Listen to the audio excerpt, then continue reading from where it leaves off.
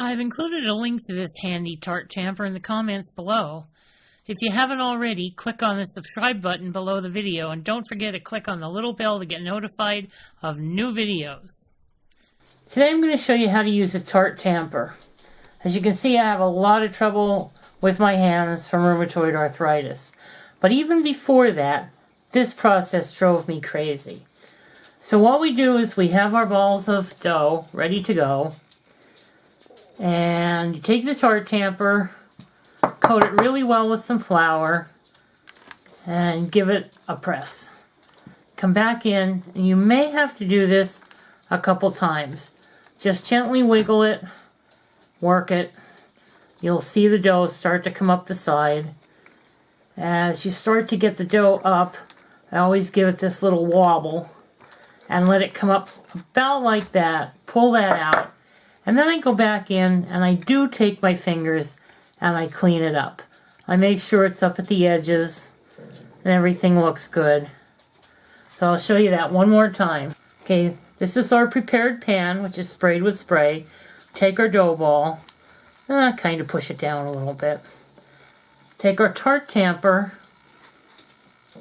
coat it really well with flour, and we go in. And we wiggle, and we work it around. And we come back, just repeat it. You'll get the feel for it. You'll know. Maybe one side is not quite as thick as the other. Wiggle it around. Then I come in, and even with my hands being the way they are, it's much easier to come in here and clean this up and get a much nicer crust. I just try to bring it up to the edge so that I have no loss of filling. And we'll do it one last time. No, I'll put it in that one, make it easier to see. Just flatten it a little bit. Tart Tamper, wiggle it around. Keep it well coated. Back in. Wiggle it around. Push the edges out so you can remove it. Looks like one more time on this one. There we go.